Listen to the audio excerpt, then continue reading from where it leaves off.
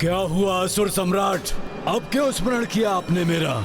क्योंकि मेरी तुलना में अक्षम असुरों को सेनापति नियुक्त कर रहे थे आप, तब तो आपके मुख पर गणासुर का नाम नहीं आया। तो अब क्यों बुलाया है मुझे यहाँ? क्योंकि मेरे सेनापति बनने से भी अधिक महत्वपूर्ण दायित्व सौंपना है तुम्हें। कहो, मेरे आदेश का पालन करने के लिए तैयार हो तुम?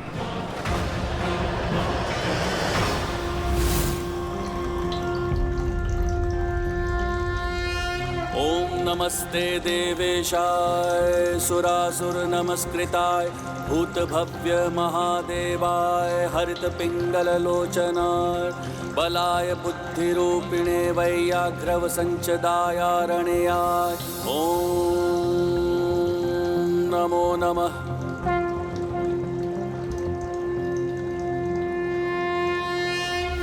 हमें शीघ्र ही अपनी रणनीति तैयार कर लेनी चाहिए, क्योंकि शीघ्र ही सूर्यदेव के प्रकट होते ही युद्ध का शंखनाद गूंज उठेगा। युद्ध के प्रथम दिवस आक्रामक नहीं, रक्षात्मक युद्ध ही करना चाहिए। यही सर्वथा उचित है कुमार कार्तिकेय। इससे हम शत्रु की वास्तविक शक्ति का अनुमान भी लगा सकेंगे। शक्ति का अनुमान लगाने के साथ विरोधी पक्ष की दुर्बलता का ज्ञान भी होना चाहिए हमें, तभी हमें युद्ध में सफलता प्राप्त होगी। शत्रु की दुर्बलता का भान तो हो गया है हमें, और ऐसी दुर्बलता का लाभ उठाने के लिए हम असुर तो पूर्ण रूप से निपुण हैं। वहां वो मूर्ख देवता अपनी रणनीति रच रहे होंगे, और मैं यहाँ तुम्हें अपनी छल नीति से परिचित कराऊंगा। उनकी छल नीति ही दुष्ट असुरों का सर्वाधिक महत्वपूर्ण अस्त्र है। इसीलिए हमें प्रत्येक क्षण सतर्क रहना होगा, क्योंकि दुर्गमासुर की कपट बुद्धि अवश्य ही किसी बड़े छल को जन्म देगी। एक कपट योजना करनी है हमें, जिससे वो देवता मूर्ख बन जाए। नाश लोचन, विनाश लोचन, सूर्योदय होते ही युद्ध के शंखनाद सुनकर तुम एक सेना की बड़ी टुकड़ी ले जाकर उन देवताओं पर आक्रमण कर देना। किंतु जब वो तुम्हारे आक्रमण का उत्तर दे, तब तुम उनके अस्त्र शस्त्र से आहत हुए बिना अपनी सुरक्षा सुनिश्चित कर पीछे हटते जाते। और इसके लिए मैं तुम्हें मायावी अस्त्र प्रदान करूंगा। परंतु असुर सम्राट, यदि सेना टुकड़ी के साथ ये जाएंगे तो हम आक्रमण कब करेंगे? तब जब देवता इनकी सेना का पीछा करते करते विंध्याचल पर्वत से बहुत दूर चले जाएंगे, तब नाश लोचन, विनाश लोचन, तुम अपनी विनाशकारी ऊर्जा को आकाश में प्रभावित कर संकेत देना, और संकेत प्राप्त करते ही तुम चारों विभक्तासुर, विच्छल बुद्धि, दुमुखासुर और अभेदी उन देवताओं को चारों ओर से घेर लेना। और मैं असुर सम्राट, मुझे क्या इन सब का मुक्त रखने के लिए आपने बुलाया है यहाँ? असुर होना तो धीरज कैसे धारण करोगे, किंतु स्मरण रखो, जो तुम्हें कार्य करना है उसका मार्ग ये चारों तैयार करेंगे।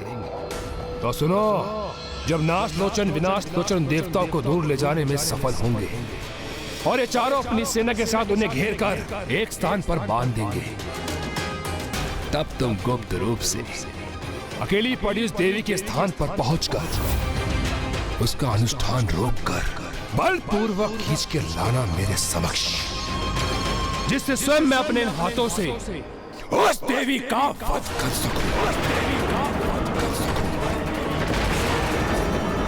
अवश्य असुर सम्राट, मैं समझ गया। मैं गणासुर अवश्य बंदी बनाऊंगा उस देवी आदिशक्ति को और प्रस्तुत करूंगा आपके समक्ष।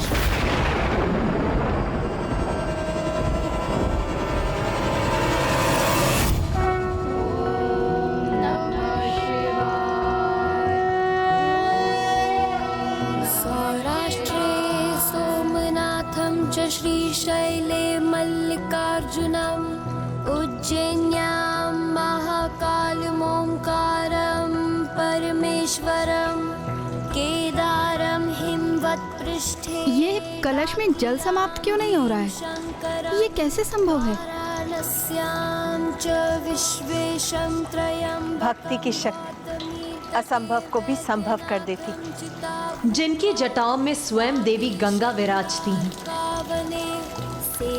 उनके अभिषेक के लिए ये कलश जल विहीन कैसे हो सकता है? ओम नमः शिवाय। सौराष्ट्रे सोमनाथं च श्रीशैले मल्लिकार्जुनम् उज्जैन्यां महाकालम् परमेश्वरं केदारं हिमवत्पृष्ठे डाकियां भीमशंकरम्। गणासुर, उचित समय देखकर उस देवी का अनुष्ठान बाधित करना, तब वहां निशस्त्र होगी और उसके सहयोगी देवता उससे बहुत दूर होंगे। फिर तुम्हें वहां कोई नहीं रोकने वाला होगा। अगले 3 दिवसों के युद्ध में हमारा एकमात्र ध्येय होना चाहिए उन असुरों को मां से दूर रखना। समझ गए ना आप सभी? समझ गए? जी देव सेनापति कुमार कार्तिकेय, हम समझ गए। आपकी योजना हम भली भांति समझ गए। तो फिर होने दो युद्ध का उद्घोष। सूर्योदय के साथ ही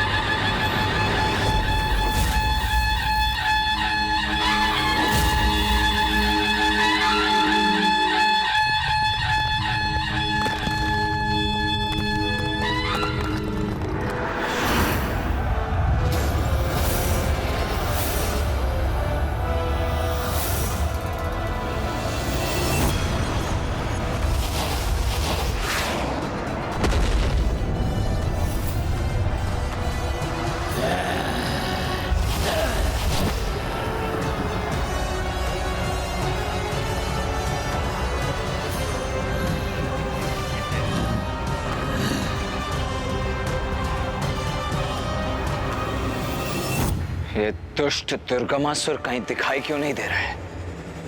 कहाँ है वो?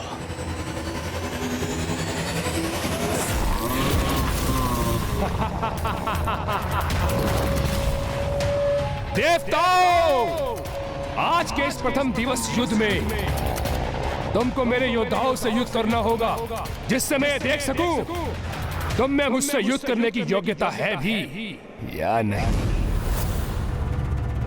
रुकिए भैया।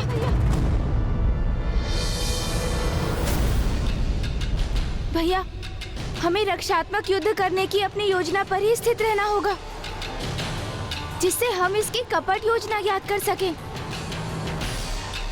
शत्रु हमें दोनों ओर से घेरने को आतुर है। हमें भी अपनी सेना को 2 भागों में विभक्त कर लेना चाहिए। भैया, आप उस ओर बढ़िए, मैं इस ओर बढ़ता हूँ।